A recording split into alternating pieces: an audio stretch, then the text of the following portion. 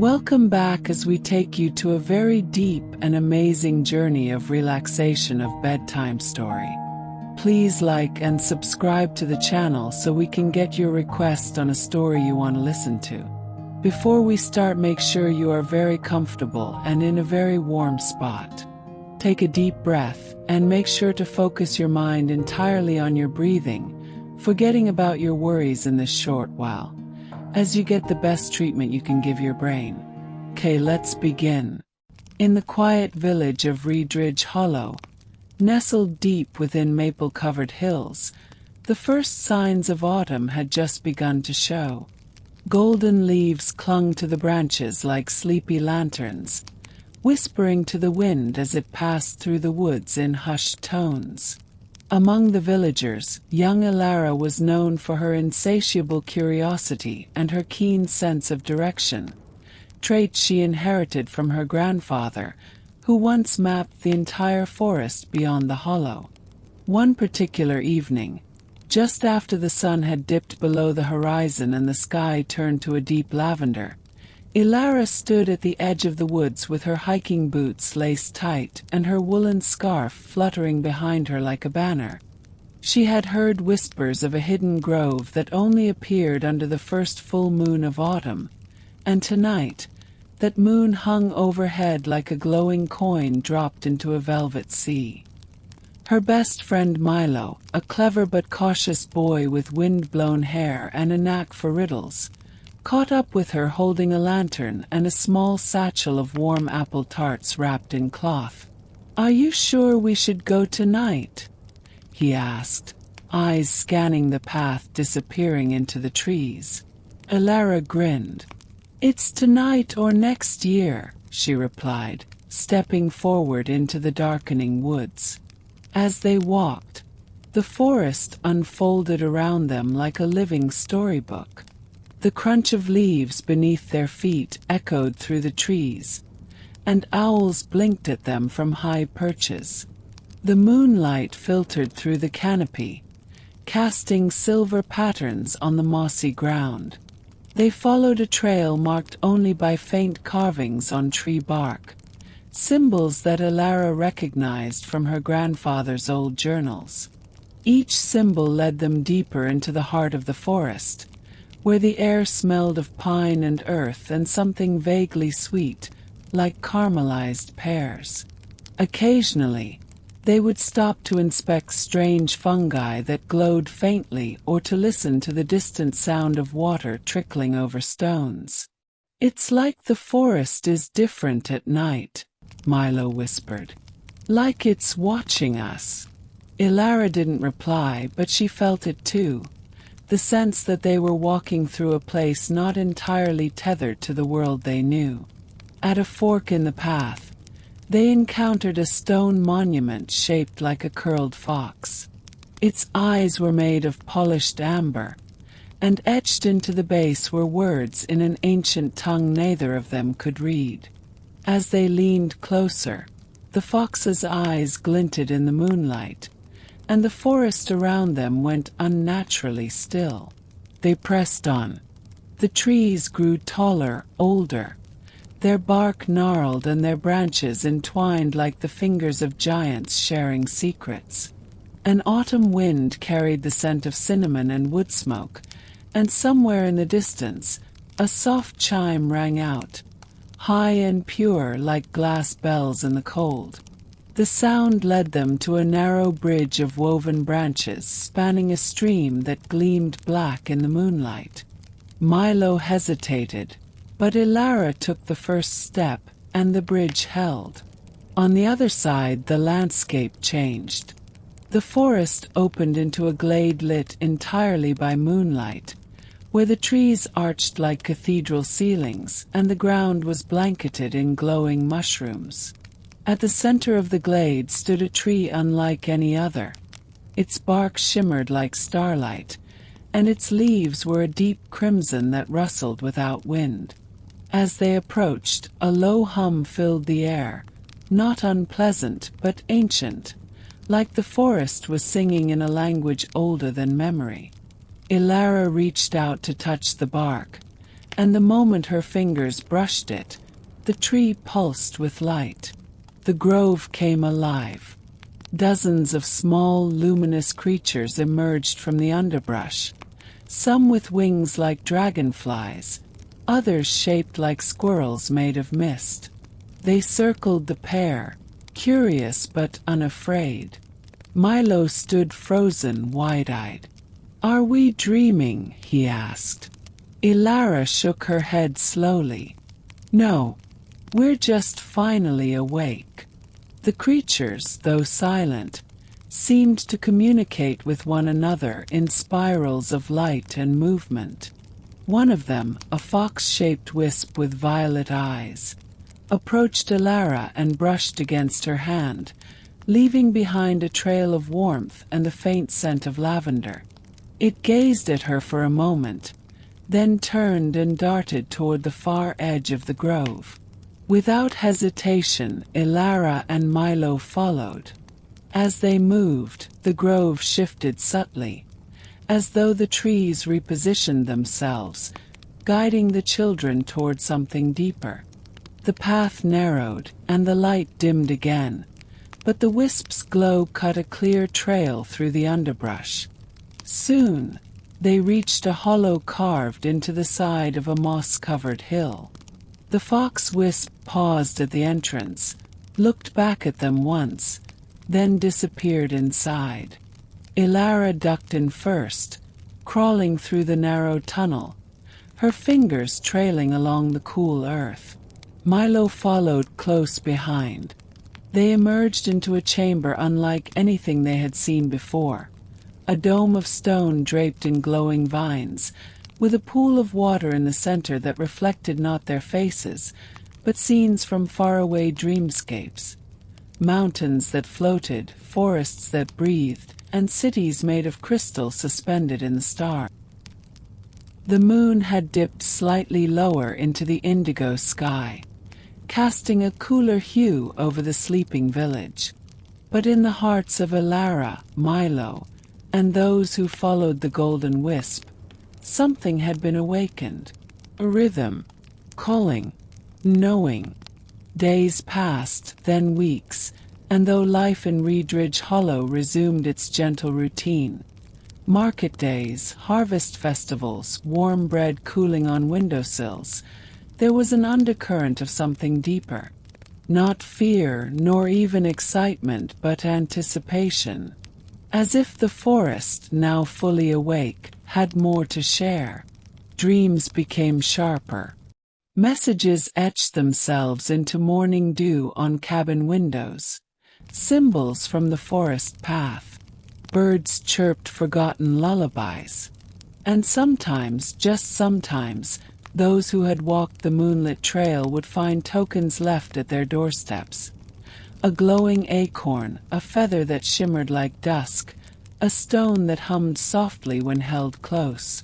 Elara began keeping a journal, not only of her dreams but of the changes around her. And each entry ended the same way. Asterisk, the forest remembers. Asterisk. Then one night, long after autumn had begun to bow to winter, a snowless frost crept over the village. The stars blinked fast, and the wind carried a hush louder than any storm. Elara woke with a start, her breath visible in the chilled air. From her window, she saw the crimson leaf she had kept, now faded to copper, lift gently into the air and float toward the forest. Without hesitation, she dressed, grabbed her lantern, and stepped out into the silver night. Milo was already waiting beside the first pine tree, scarf wrapped twice around his neck, eyes wide and alert. No words passed between them, they simply nodded. They were joined not only by the 3 children who had walked with them weeks ago, but by others too. Older ones, younger ones, even the baker's son who rarely left his family's hearth. The forest had chosen its next dreamers. This time the path was different, not darker but deeper. The trees leaned in, not to block, but to bless. Each step felt like falling upward, like diving into starlight. The symbols on the trees were no longer just guides. They were stories now, glowing with motion, painting scenes in the air as the children passed.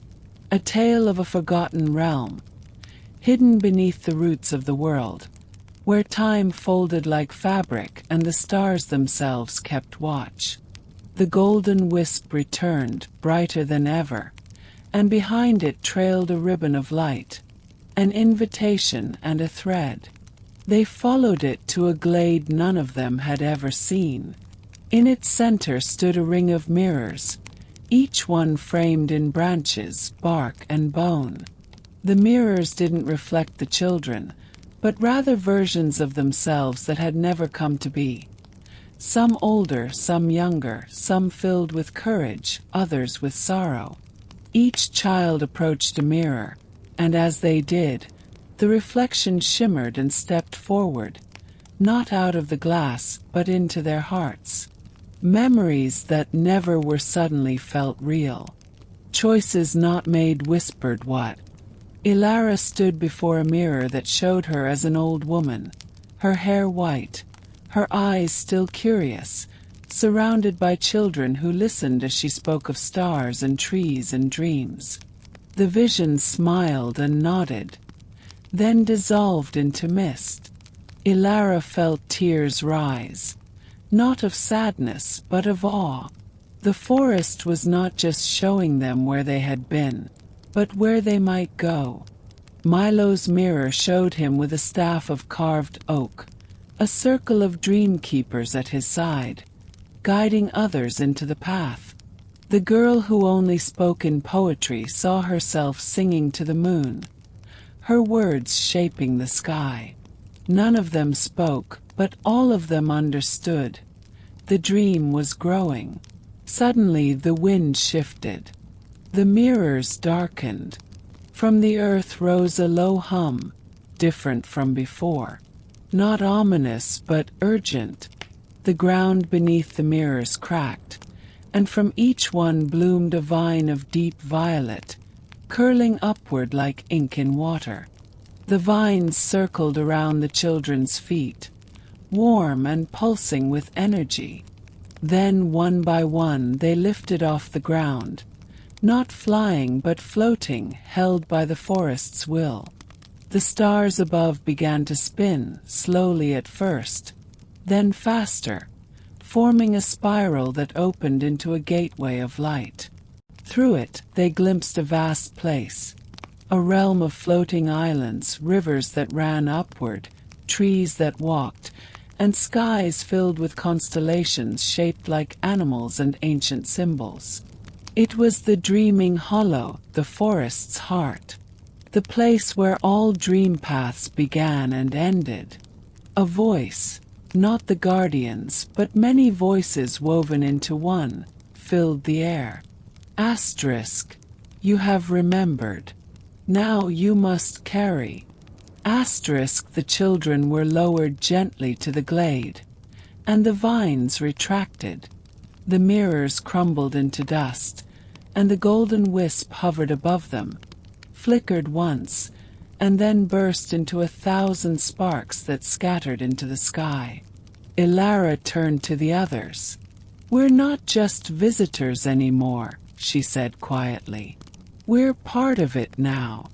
They nodded, solemn but not afraid. Back in the village, the wind carried a scent of frost and firewood. Lights flickered in windows. And somewhere, a lullaby was being hummed by someone who didn't know why they knew the tune.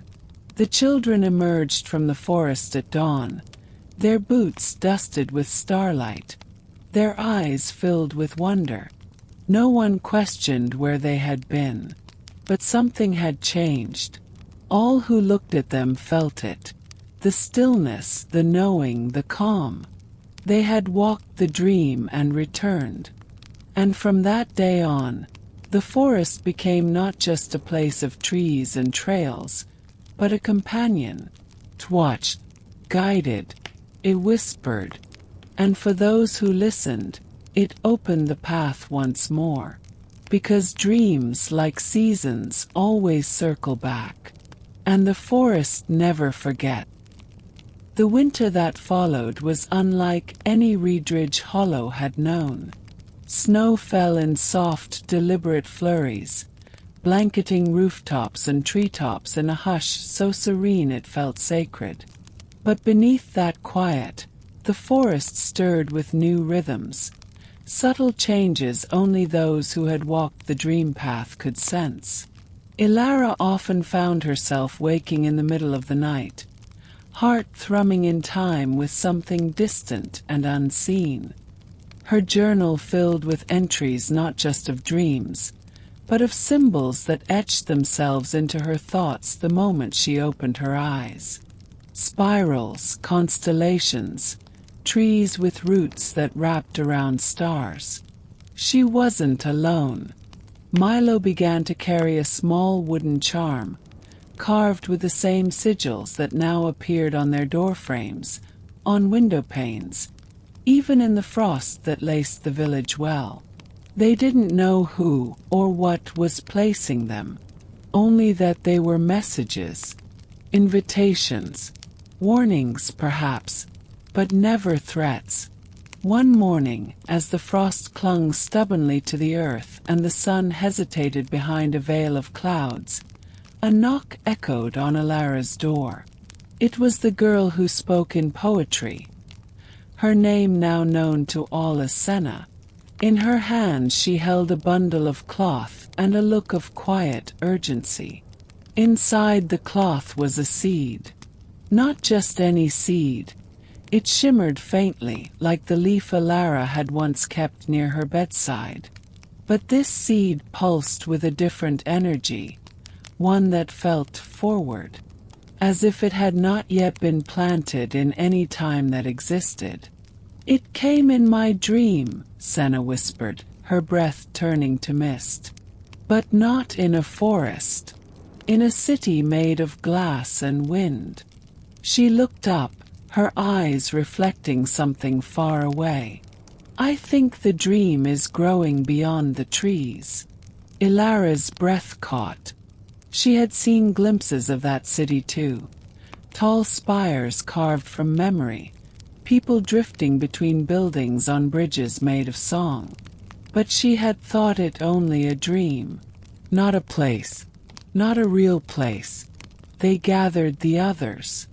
Milo, the freckled siblings, the baker's son, and 3 more who had begun to see things too. Colors that didn't belong to the waking world, reflections that blinked before they did, thoughts that weren't theirs but felt kinder than their own. The forest had begun choosing more. Or perhaps the dream had. That night, they met at the edge of the forest once again. But the path was no longer marked by glowing symbols or whispering trees. This time, the ground itself pulsed with light, and above them, the stars formed a spiral that spun slowly, like a great celestial eye-opening. The bark on the trees peeled back to reveal smooth obsidian surfaces beneath, mirrors not of the self, but of the soul. Milo placed his hand on one, and it opened like a door. What lay beyond was not the forest they had come to know, but a corridor of ever-shifting light. Shapes moved in the periphery, some familiar, others entirely alien.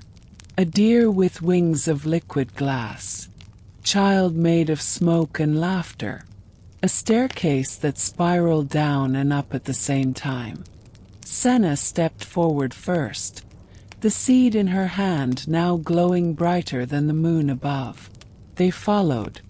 The corridor bent around them, folding space and time like pages in a book being leafed through by unseen hands. They passed through memories not their own, fields of golden wheat under a turquoise sky, a marketplace where people traded stories in jars, a tower where clocks ticked backward. At the end of the passage stood a gate.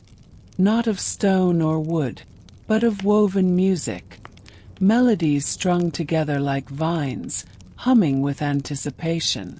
As they stepped through, they entered a new world. It was not a dream. It was not the waking world either. It was between, a liminal place, suspended in twilight. The sky shifted colors with every breath, and the ground beneath them was soft, like moss stitched together with light. The city Senna had seen rose in the distance, spires and domes and walkways suspended in midair, glowing with the same energy as the seed.